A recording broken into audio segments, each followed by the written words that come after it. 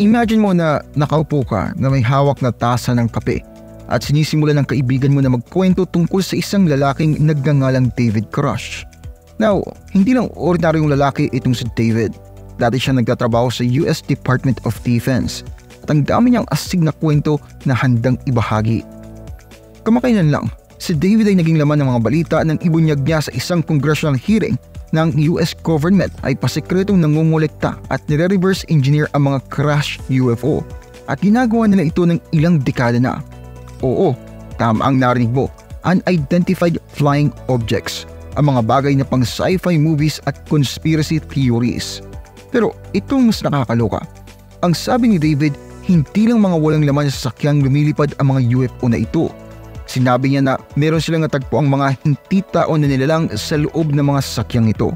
And it's a lot to take in, di ba? Now, bago tayo ma-carried away, mahalagang tandaan na ang mga ito ay mga pagpapahayag lamang na ginawa ng isang individual. Hindi pa ito napapatunayan ng iba o tinanggap ng lahat bilang katotohanan. Pero nagdulot ito ng maraming talakayan at debate.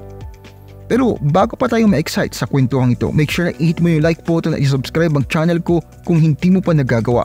At kung gusto mong ma-notify sa bawat bagong video ko, i-click din yung bell icon. Malaking tulong yun sa akin at sobrang na-appreciate ko yun. Nagawa mo na? Alright, simulan na natin. Kilalanin natin si David Crush, ang lalaki sa sentro ng kwentong ito. Si David Charles Crush ay isang decorated combat veteran sa Afghanistan at dating intelligence officer ng Air Force. Si Crush ay may impressive career sa military. Nagsilbi siya sa United States Air Force o USAF bilang second lieutenant. Sa mga deployments niya, siya ay may mahalagang papel sa pagkuha ng intelligence tungkol sa lokasyon ng mga matataas na opisyal ng Taliban. Ang mahalagang impormasyon na ibinibigay niya ay malaking tulong sa mga pagsisikap ng US at NATO na mapahina ang mga lider nito. Pagkatapos ng kanyang panahon sa larangan, si Crush ay nagtrabaho sa National Geospatial Intelligence Agency o NGA at sa National Reconnaissance Office o NRO. Mula 2019 hanggang 2021, siya ang kinatawan ng NRO sa Unidentified Aerial Phenomena Task Force. From late 2021 to July 2022, siya ang nag-co-lead para sa UAP analysis sa NGA at ang kinatawan nito sa task force.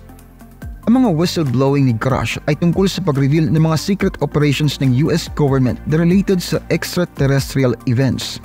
Noong 2023, siya ay naging headline matapos siyang magtestigo sa US Congress na in-expose ang mga secretive actions ng gobyerno na involved sa cover-up ng mga unidentified aerial phenomenon o mga UAPs na karaniwan namang kilala bilang mga unidentified flying objects, alien technology at non-human entities.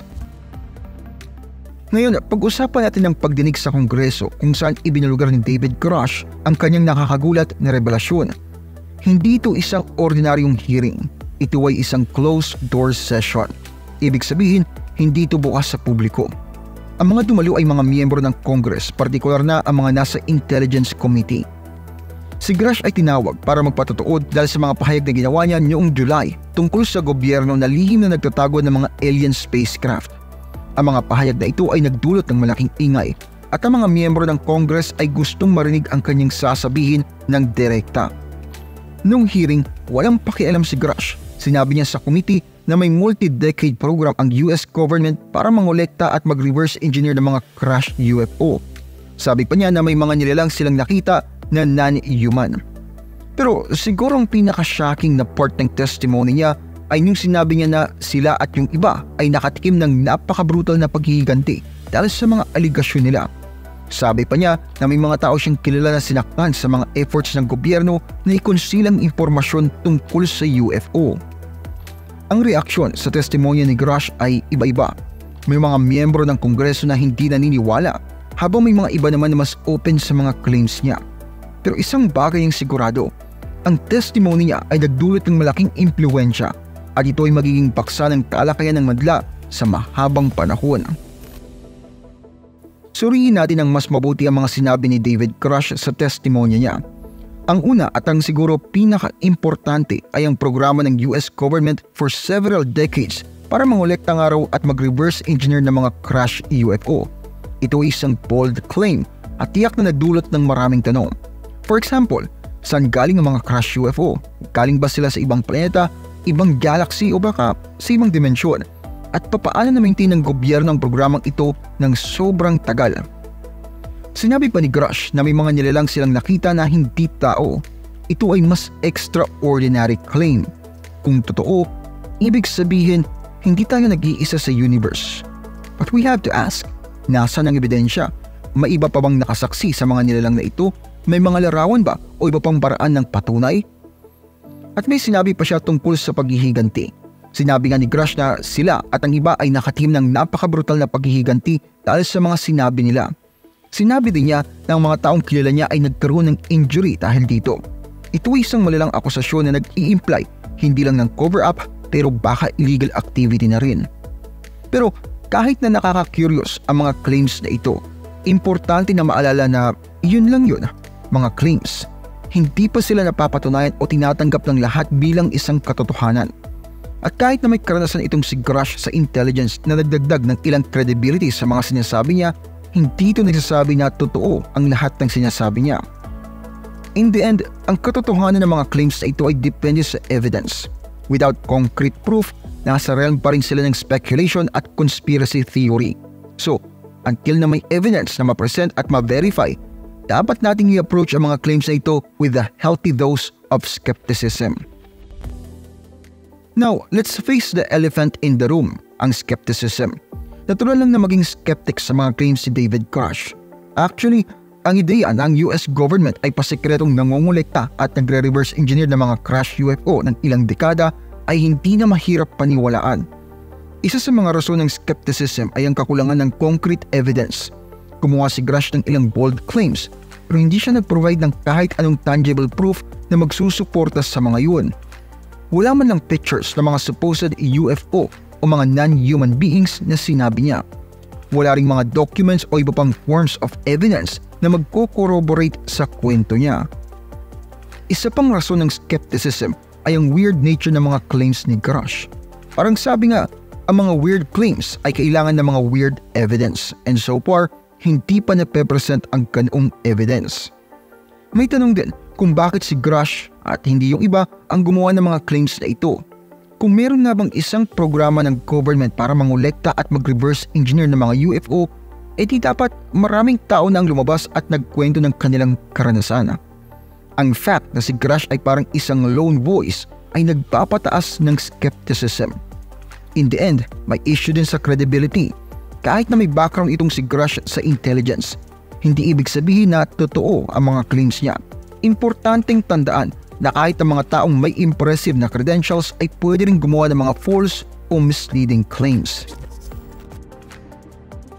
Maglaan tayo ng sandali para i-consider ang mga implications kung totoo nga ang mga claims si David Grush. Kung ang US government ay totoong nangongolekta at nagre-reverse engineer ng mga crashed UFO ng ilang dekada, ito ay magbabago sa ating kaalaman tungkol sa technology at sa ating lugar sa universe. Una, ito ay nangangahulugan na hindi tayo nag-iisa. Ang existence sa mga non-human beings ay magko-confirm na may buhay sa labas ng ating mundo. Ito ay magkakaroon ng profound implications sa iba't ibang larangan, from biology at astronomy to philosophy at religion.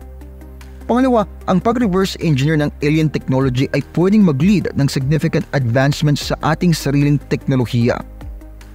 Imagine mo mga possibilities kung may access tayo sa technology na mas superior sa atin. Pwede ito mag-revolutionize sa lahat, mula sa transportation at energy production hanggang sa medicine at computing. Pero ang mga claims ni Grush ay nagdulot din ng ilang serious concerns.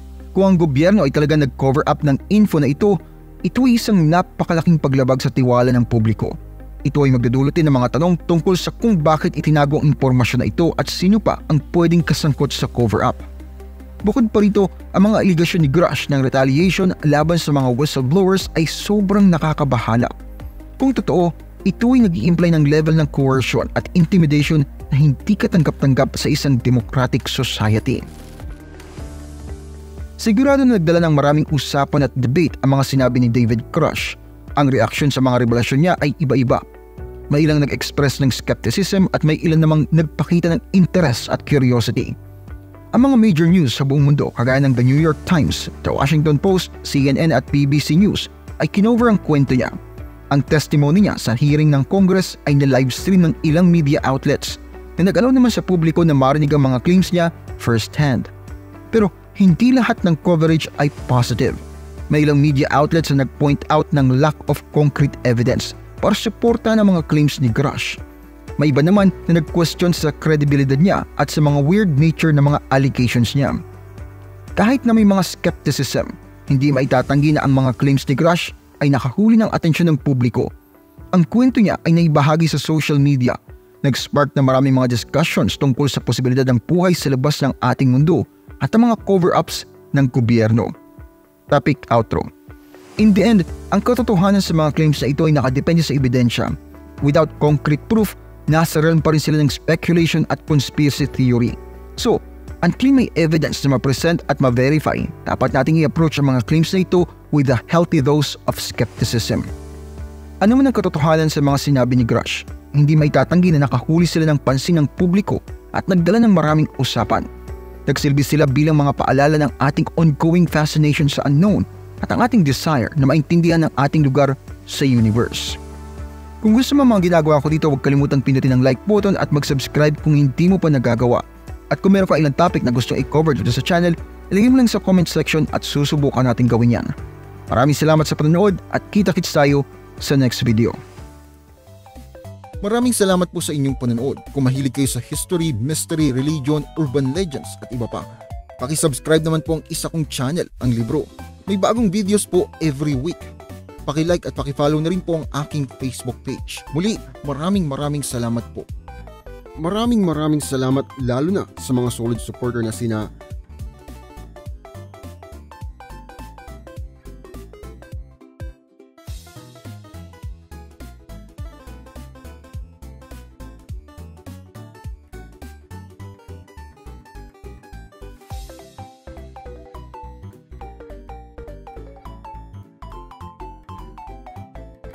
meron po tayong member content, pakicheck na lamang po ang playlist. Marami-rami na rin pong nakalagay doon.